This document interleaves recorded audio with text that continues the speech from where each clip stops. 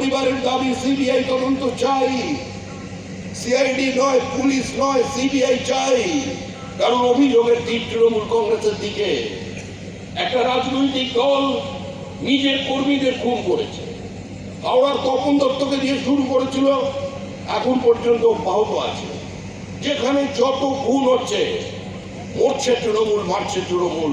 তাই তৃণমূল কংগ্রেসের কর্মীদের হাত থেকে তৃণমূলকে বাঁচানোর জন্য এই সরকারটাকে বিসর্জন। ভাতৃহত্যার মধ্যে দিয়ে পৃথিবীতে কোনোদিন চিরকালীন শান্তি প্রতিষ্ঠা হয়নি। ওই বদলা নয় বদল চাই রবীন্দ্রসঙ্গীত হবে না। মুখ্যমন্ত্রী খুব চিন্তিত মাছ নিয়ে। আবার বিজেপির অভিযোগ নির্ভর লোকজন আছে সেই মাছ নিয়ে বেরিয়ে পড়ে। আর এত চিন্তা করবার কোনো কারণ নেই।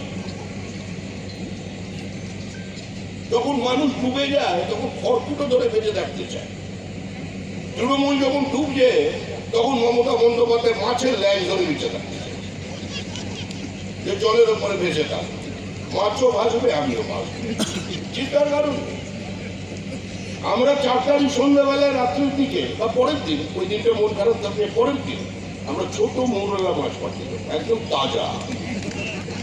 আর দক্ষিণ 24 পরগনার মাছ ভালো পাওয়া যায়, অসুবিধা, ছোট মাছ পাঠিয়ে।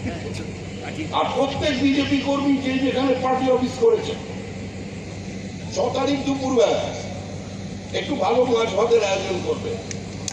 তাহলে দরকার নেই, মাছ ভাত। আর সমস্ত তৃণমূল কংগ্রেস কর্মীদের আহ্বান জানাবেন, নিমন্ত্রণ করবেন, বলে আসুন। বোমা নয়, গুলি নয়, লাঠি নয়, অযোগ্য শব্দের ব্যবহার নয়, এনডিপিএস এর কেস নয়, জেসিপি দিয়ে বাড়ি ভাঙা নয়, চোখের বদলে চোখ নয়, খুনের বদলে খুন নয়। আসুন একসঙ্গে বসে আমরা মাছ ভাত খাই। এটাই এই রাজনৈতিক সংস্কৃতি নিয়ে আপনারা এগিয়ে যাবেন। রূপা গাঙ্গুলি এখান থেকে নির্বাচিত হয়েছেন সেদিনই, যেদিন উনি নমিনেশন ফাইল করেছেন। এখন লড়াইতে জেতা হারা লড়াই নয়, এখন লড়াই হচ্ছে মার্জিনের লড়াই, মার্জিন বাড়ানোর লড়াই। ওনার মতো একজন ভারত বিখ্যাত প্রতিষ্ঠিত অভিনেত্রী, জাতীয় পুরস্কারপ্রাপ্ত অভিনেত্রী, না উনি গান লিখে পেয়েছেন, ওরা তো কাঁচি হয়েছিল চক্করে, ওখানেই চক্রান্তের শিকার। যাই হোক, উনি গীতিকার না গায়িকা হিসেবে উনি, এখন উনি রাজনীতিতে আছেন, রাজ্যসভার সদস্য ছিলেন।